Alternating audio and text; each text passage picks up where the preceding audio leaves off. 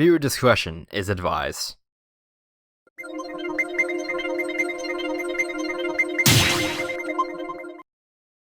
2019, the year where Ash decided to not be a complete failure. DC finally figured out how to make good movies, a bunch of people had a meme convention in Area 51, and quite a lot of good video games. Not quite as many good ones as the last time I made a video like this, but to say that the games released this year weren't phenomenal would feel wrong, for lack of a better word. There were even so many that, between school and attempting to make the dumb videos I put on this website, there were quite a few that I missed out on, and a few I need to put more time into, but hopefully I'll play them eventually. Although, having too many good games to play isn't the worst problem in the world. This video isn't so much about the best games released in 2019, more so about my favorites.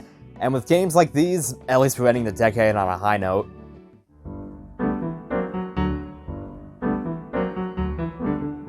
You know, this whole tank controls thing is really outdated and clunky. Screw it, let's just make it a third-person Resident Evil 7. I don't know what thought process led to this almost genre change for a remake, but I ain't complaining. Resident Evil isn't a series I've put much time into. I'm not into survival horror games, but if you gave me a fun action game with those same survival horror elements, then you've got a game that I actually really enjoyed. The Resident Evil 2 remake wasn't something I was interested in all that much, but after hearing how good it was, I picked it up in late October for half off. I figured this would be a good game to play while in the Halloween mood. What's up with these damn zombies, though? They can take a real beating, making limited ammo even more limited. You have to think about how to use resources, which makes the gunplay way more engaging. You really feel vulnerable the whole game, too. Even when it feels like you're getting better, some random zombie catches you off guard and makes you use up all your ammo and healing items. It's a really different way to play a shooter, at least from what I've seen. My favorite part about this game had to be Mr. X. He's this mutant dude that's completely invincible and relentlessly follows you throughout the police station. He really keeps you on your toes and makes you panic just by hearing heavy footsteps. As soon as you realize he's anyways near you, you drop everything to figure out how to get him off your tail. That is brilliant for a game like this. I only wish this dude was around for longer. By the time you're getting used to dealing with him, he's gone. But hey, I guess that's what the Resident Evil 3 remake is for. If it's even half as good as this one, sign me up.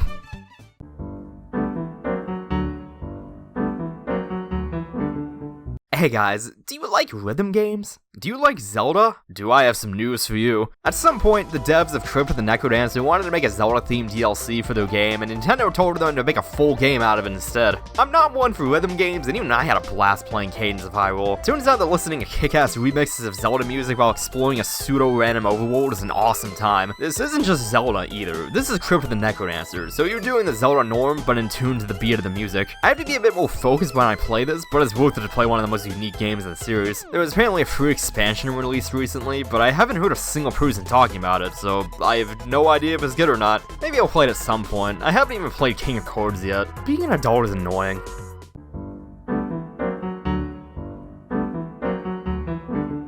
So, what happens when you give the people a Mario level editor? Chaos. While I haven't actively played this game since August, the fun times I had can't be ignored. Making levels in this game is just so damn fun, and people have made some fun levels in return. It had a single player mode that was honestly pretty pointless, but otherwise a great game. It's easier than ever to find good levels to play, and if you want to go weird, play Endless on easy. Minecraft The Way Home is something that you can only experience once.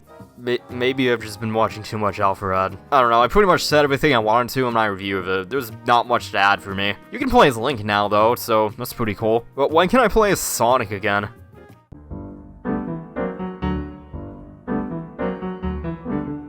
Astral Chain is another game I wasn't too interested in until release, and then also didn't get to play until a few months later. While its battle system feels complicated at first, you get a good handle on it pretty quickly. Basically, you've got this thing called a Legion that you can kinda control, but it does most of the fighting on its own. It actually hates you, but it's being controlled by the chain attached to it. So you use it to fight off the world being swallowed up by another dimension. Oh yeah, this is the last island left on the planet. Isn't that fun? So it's up to you as the only officer on the entire planet capable of controlling these things to save the world and junk. I was pretty surprised by how into this game I was. Despite the gameplay sounding complicated, it's actually weirdly simple, and everything just feels super satisfying once you get the hang of it. The combat can get kinda button mashy, but when you're commanding some otherworldly monster with swords for arms, you honestly stop caring. There's some detective sections as well, and they're a nice change of pace and short bursts, but by the end of them, I just wanted to get back to the combat. It can also be pretty easy on the standard difficulty, but some days you just want to feel like a JoJo character, so that's good enough for me. I haven't finished this one yet, but I really need to get on that. I hear you can dress up as Morgana's southern doggo cousin. Persona 5 Royal cannot come soon enough.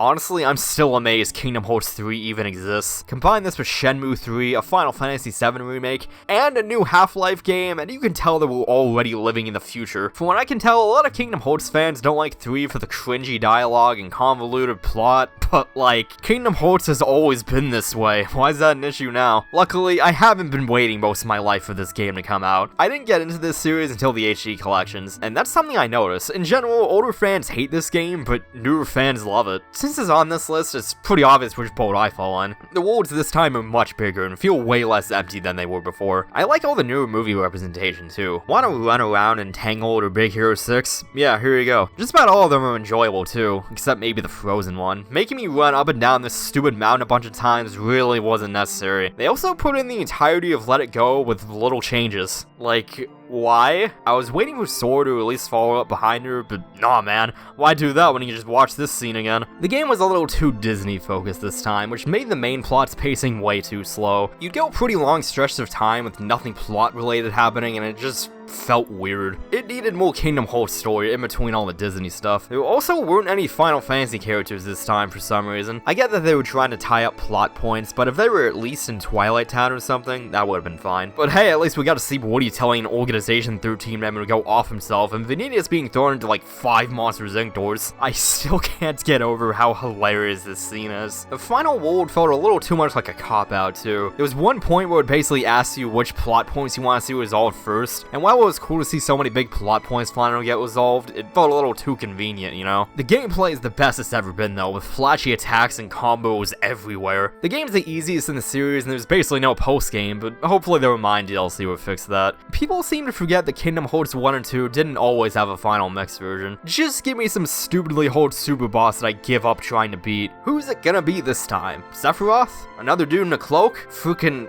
I don't know, Thanos? Can I beat up Thanos in a Kingdom Hearts game? They can do that now, you know?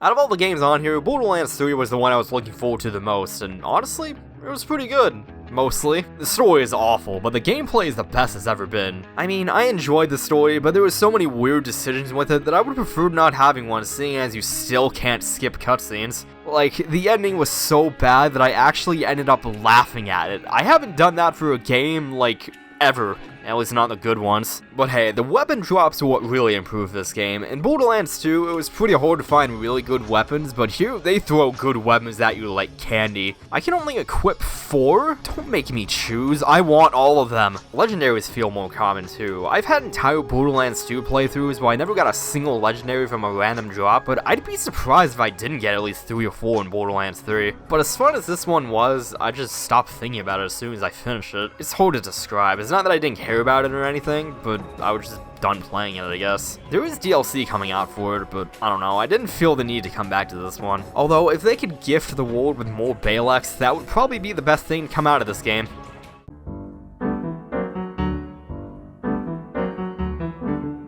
Dragon Quest is a series I've been mildly interested in for years, but if the best games in the series are this good, I should have played one a long time ago. Dragon Quest XI might be breaking the rules a bit because it's a port, not a remaster, but it's got new content on Switch, so it's on here anyway. If you've got problems, write angry comments, I don't care. At least make them entertaining. While the gameplay and plot is pretty vanilla for an RPG, it's all the weird stuff that happens in between that keeps me going. You help out some prince that's bad at being a prince, you go to an undersea village of mermaids, you kill some demon or something possessing a painting, you even get chased by a dragon at one point. How crazy is that? And that's just from the first half of the game. I just got this game for Christmas, so I haven't exactly finished it yet, but I liked it so much that I ended up buying Dragon Quest 1 and 3 off the eShop almost immediately. And the gameplay is still pretty good despite being so basic, but that's refreshing in its own weird way. I played plenty of RPGs with really deep battle mechanics and complicated stories, but this one's simple enough that you can just jump in and mostly already know how to play. And there's still more depth with skill trees and basically super attacks if you want to get more into it. The enemies are insanely docile too. You almost have to intentionally fight stuff, which means that you only have to fight random enemies if you choose to, which is just really nice. Especially if you know that you're at a sufficient level already and just want to get on to the next boss. But if for some reason you don't like the changes made to Dragon Quest over the years, you can play the whole game as an old school Dragon Quest if you want to. I'm really impressed by how much effort was put into this 2D mode. They included a straight up demake of the base game, and that's cool as hell. Not really something I'd personally play through, but damn. My only real complaint so far is how easy the game is, but there's extra difficulty options you can set at the beginning of the game, so that's not a big issue either. I wish that you could raise the difficulty after already starting a new game, but that's really my only major issue so far. The game could use more music, but it doesn't bother me that much. If you want a really good turn-based RPG on Switch, you can't do much better than this.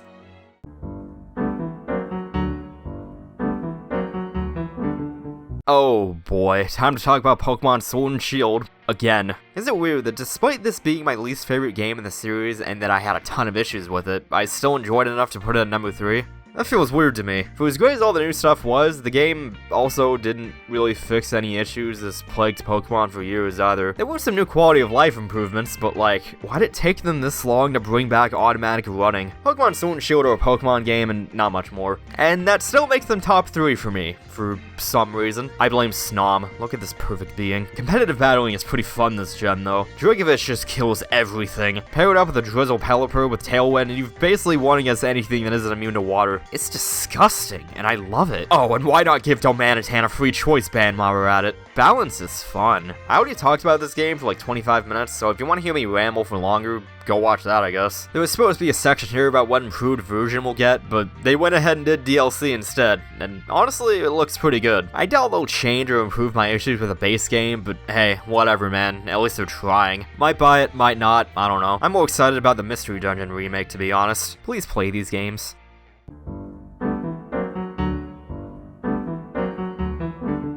One of the most boring things you can watch is your average courtroom trial. It's not supposed to be entertaining, but my god is it a full cry from what you see from Law & Order, which I'm also not very into. How lawyers do this kind of thing so often is beyond me. And if you know anything about video games, you know exactly where I'm going with this. Want to roam the stores? Oh, what about being a Jedi? Want to get your ass kicked as a ninja? Why not terrorize innocent civilians as a goose? Nah man, let's be a lawyer. Out of all the games released in 2019, it's amazing to me that some of the most fun I've had this year was about one of the most boring things possible. In Phoenix Wright, you play as, take a wild guess, as you go around and investigate murders until you take it to court and cross-examine witnesses, using the evidence you gathered up. The culprit is usually pretty obvious, but this isn't about figuring out who done it. You have to figure out why they're guilty. I've never really been into visual novels unless they have some gimmick to them, like Doki Doki Literature Club. I don't know, if I wanted to do so much reading, I'd just read a book or something. But Phoenix Wright makes the story the gameplay, and all of a sudden this very thing I don't like about visual novels is engaging and interesting. As soon as I started playing the first game, the characters and cases really grabbed me and it was really hard to put down afterwards. Figuring out what happened and who did what, and subsequently seeing criminals break down as you rat them out is one of the most satisfying experiences I've had in a game. And to think it all came from remasters of Game Boy Advance games, I would die for Gumshoe.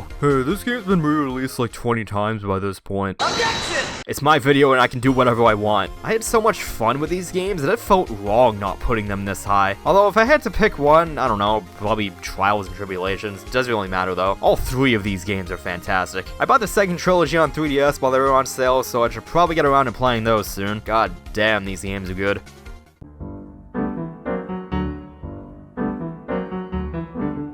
Okay, Fire Emblem was good before, but it's never been this good. Like, wow, this game blew me away. Fire Emblem Three Houses asked the question of, what if we did multiple paths like Fates, but made it one game? After rescuing some students that all just so happen to be the heir to their respective countries' thrones, they just make you the newest teacher of Garrick Mach Monastery. Then you pick which class to teach. Do you want to join the Horny Eagles, Blue Depression, or Golden Memes? I think it's obvious which one I went with. Like, the amount of people I've seen pick a class out of pure thirst for their class leader is hilarious to me. I don't care about these other people. Edelgold / Dimitri / Claude is cute. And I totally almost didn't pick Black Eagles for Dorothea. But while I went with Golden Deer, you really can't go wrong with any choice because of how good every character in this game is. There's maybe like 1 or 2 that I didn't really care for, but it's not that I didn't like them, I just didn't like them as much as everyone else. I've obviously got a bias toward Golden Deer, but you know what? For the amount that I've streamed Blue Lines, I honestly like these characters a lot too. But just in case you don't want to see these students grow up strong and happy, the strategy RPG gameplay is insanely good this time around. The game's on a calendar system similar to Persona, so each week you plan out what you want to do on your free day. You can explore the school, do side missions, go to lectures for extra skill proficiency. You can even just sleep all day if you want. Since you're a teacher, you can teach your students to specialize in whatever you please. You can obviously make everyone into something they'd be good at, but you can go bonkers with it too. Why make Lysynthia with one of the highest magic stats in the game into a mage,